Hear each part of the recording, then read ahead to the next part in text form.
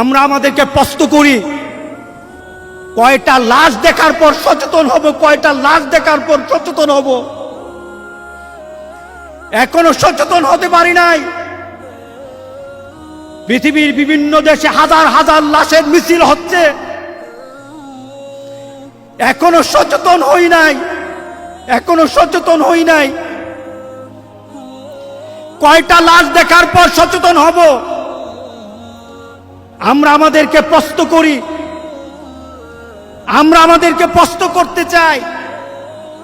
কেউ কি আমাকে সংবাদ দিয়েছে কবরে যাওয়ার পর আমার কবরটা ভালো হবে? কেউ কি সংবাদ পেয়েছেন?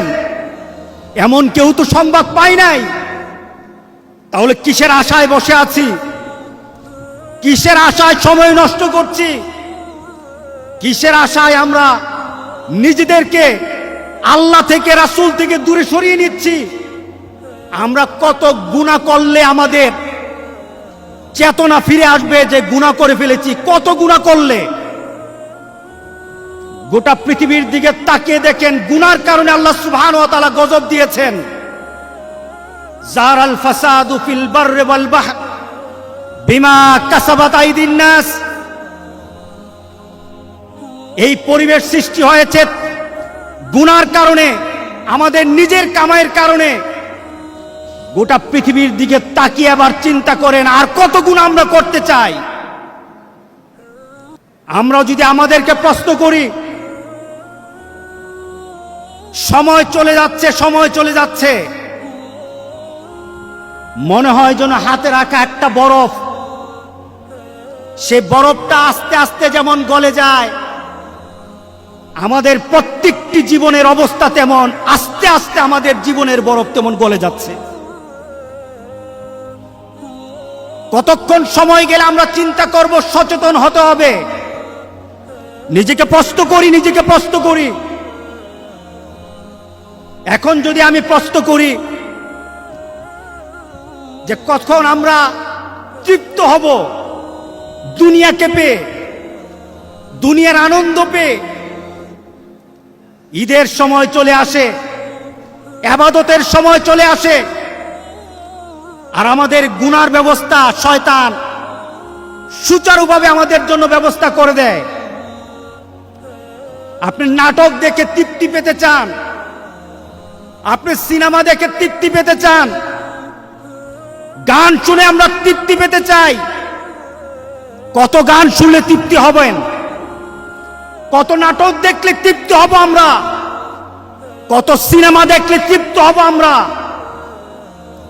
সময় তো চলে যায়।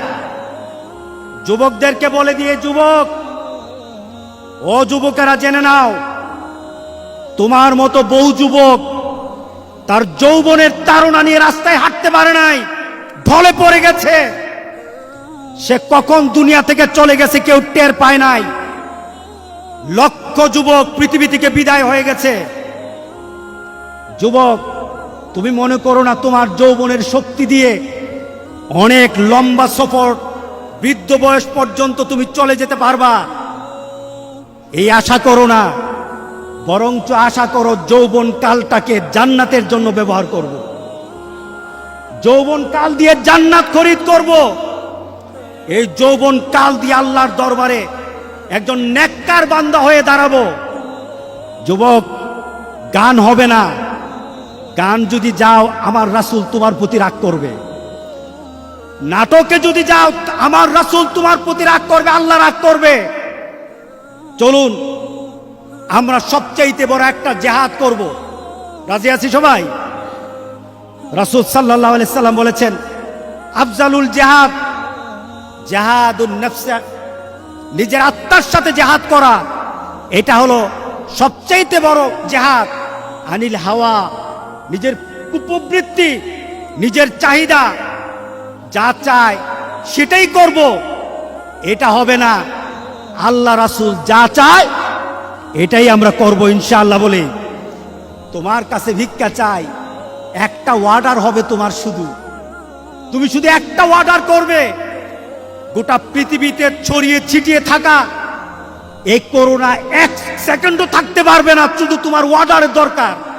আর আমরা তওবা করি, আমরা তওবা করলাম, আমরা আর গুনার দিকে ফিরে যাব না, গুনাহকে আমাদের আকর্ষণের জায়গা বানাবো না। মসজিদ আর ইবাদতের জায়গাগুলি আমরা আমাদের জীবনের আকর্ষণের জায়গা বানিয়ে নেব। সবাই বলেন আল্লাহুম্মা আমিন।